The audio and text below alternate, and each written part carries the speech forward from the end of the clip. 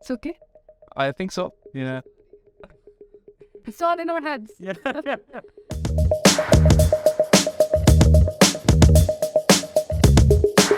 Hi everyone, I'm Laika and I have with me Talha once again, and we're going to talk about some of the things we have learned working with tech brands. Yeah. That how the brand aesthetics have been changing over the years and what exactly we need to do in 2023. So let's get right into the subject and talk about how previously brand aesthetics were on when it comes to tech brands or brands of electronics, gadgets, etc., and how things have changed right now. Because not recently we have worked with a couple of electronic brands, and we have seen what has been working well and what hasn't been working well for them. So we can really make this easy for you if you're a seller on a Shopify store or any other store for that matter. We would help you out, make a very compelling social media strategy so that your audience can resonate with the content you put out there for them. So, before we dig into anything else, let's talk about what brand aesthetic is and what it means for electronic brands. So, brand aesthetic is basically the look and feel of your brand, and brand aesthetic also consists of your brand tone, your brand voice, brand colors, and your tone of communication as well. Also the brand story, right? Yes, also When it comes to electronic brands, we often overlook talking about the brand story. We think that everything is all about the product, but it's not really. It can actually be about your audience, not about your product, because eventually your product is gonna go out to your audience. And if your audience does not see themselves in the product, they're not going to buy it. Yeah, true. Speaking of which, we need to talk about, how previously our electronic brands were, they were very, by look and feel, they were very, techy and... Yeah. And they did have a lot of, humanized content on their platforms as well. If I can think of any tech brand right now, let's say Lenovo or JBL, for example. Yeah. Like they're in the same industry. So I've been following them for a while on Facebook or on Instagram as well. So previously, they used to have a product-centric approach. They still have that, but again, there's a new element to it, which is the humanized approach. Why do you think that happened? What do you think? Okay, so I think over time, like we mentioned, how communication has been evolving on social platforms. So having a humanized content is something which can, communicate with your audience on a very relatable level. Yeah. That they're able to imagine themselves in that scenario and how the product adds, value to their lifestyle.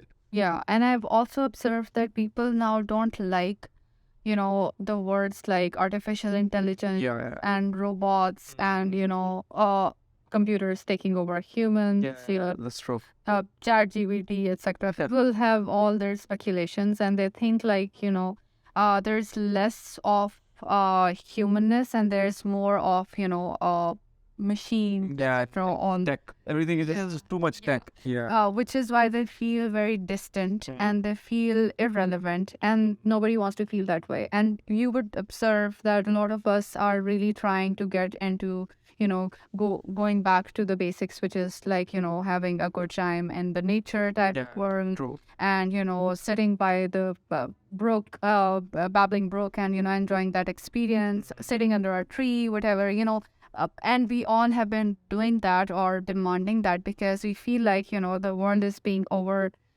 it's being overtaken by machines. Yes, machines are different technology basically. Yeah, technology. Yeah. Which is why whenever it comes to tech gadgets, while everybody feels supported, that a human is supported by a tech gadget, like let's talk about mobile phones or whatever, it's helpful for us.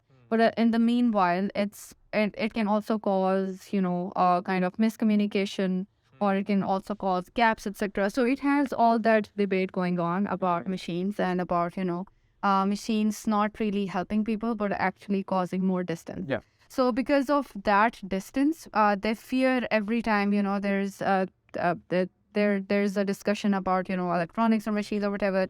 People want to listen to something that is more meaningful and that has a bigger purpose than just making things easy or making things convenient. Yeah. So the experience that we're talking about, which is now lacking, is what we are trying to bring back, and which translates in the form of lifestyle, or especially when we talk about lifestyle, the one word that comes to my mind is user generated content, or true. the kind of content that's working really well these days, especially when it comes to electronic brands, is it's people, how their experience is with Yeah, with the product. Yeah. yeah. Even though I have discussed that we need to include more of human-inspired content or nature-inspired content, I think what I have fear, if I envision that kind of content going out on my brand as a tech brand owner, I have this fear that maybe it will lose the kind of cohesiveness that a brand has, and it may not resonate well with my audience. So I think, Talha, you can talk better on this, how exactly, brand guidelines work in that manner, and why exactly do we need brand guidelines for, Yeah. to make or to build a brand. Yeah. So basically, how like guys explained that we cannot go for something which is completely random. And in terms of our brand guidelines as well, and in terms of our social media overall aesthetic as well. So let's just talk about the fact that why is it super important. Let's talk about a few big electronic brands. Let's say Lenovo is there, and JBL, Sony, and I want to say Apple, but again, it's not something. But which it is- does come under that. it does come under that, yeah. So when we look at their content and we look at their look and feel on all the platforms, let's say their website, the applications that they've made, or their social media platforms like Instagram, TikTok, or Facebook, they have a very cohesive look to it, and all of it looks like it's interlinked with each other. And I've also observed that how all these brands that you mentioned, tech brands, they have started including a lot of, human-inspired content. Yes. It's almost even if I just open Microsoft today, I know on Instagram all they have is green and trees and humans. I don't think I would even be seeing any product of Yeah. So exactly what we're discussing right now. How do you think that works out for tech brands in this? Okay. So Instagram is something which has become like a content archive, right? And of course, there is the Instagram shop as well, and people use it for their businesses as well. But Instagram as a platform is something which caters to mostly the lifestyle element of having that product in your life. So like you mentioned of Microsoft, that they're having those greens and all the human faces in there. So when you actually interact with that content, when you look at those reels and those videos, they're talking about the fact that how a specific product has added value into their lives. And this is something which the viewer can relate with. And also, it gives a very positive message. Yes. And again, your idea of going back to the nature and, sticking to your roots, I think that's exactly what they're trying to strengthen Absolutely. and trying to also promote. So understanding where the age is going is really important, especially for tech brands in this age who are really thriving to make their to make their business work. And in order to do that, it's important to understand and see what exactly their audience really want and at this age and this time, and follow that so that they can resonate with that and they can relate with that.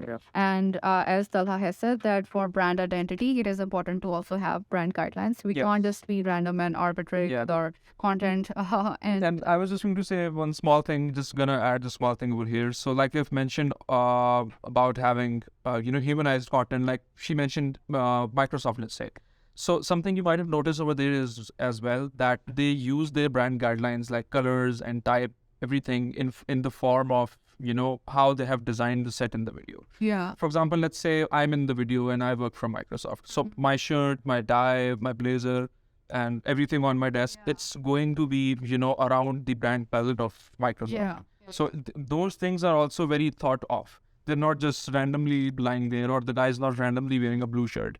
So I think that's about it. That for every brand, doesn't matter if you're going towards humanized content or you're going towards more design content or any platform, I think it's super important to have your brand colors, tone, voice, character just there in the video in the form of consistent. Yes. So that people can go back to it and not feel alienated or not feel completely, stranger to your brand, because they build a relationship with you over time as they see or consume your content. So it's important to keep that consistency, and at the same time keep on experimenting as the time changes. Yeah. So another point which I think is super relevant is why having consistent brand aesthetic can save you a lot of time. So let's just talk about that for a little bit. Like we have worked with multiple electronic brands, and we work for our own brand as well. It's not electronic, but again, this is something which is relevant to most of the brands out there.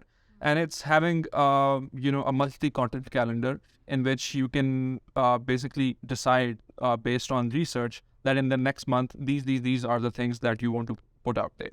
So it's better to have a plan before the month instead of thinking on the day of publishing that this is what we're going to post or this is what we're going to put on our stories. So when you have a consistent posting plan and you've basically scheduled all of your content on scheduling tools, it saves you a lot of time to basically analyze that data through other tools like HubSpot or Hotjar, in which you can see how the content is performing, what the user is actually reading, how they're interacting with it. So exactly what's your point with this? So the point basically is, if your content is completely planned a month before of actually publishing, it gives you a lot of time to reflect around it, improve it, and then learn the future trends or metrics of the platform. Definitely. Yeah. I completely agree on that. It gives us time to actually see how it's being absorbed, and at the same time make the much needed measures in order to keep our ship floating. Yep.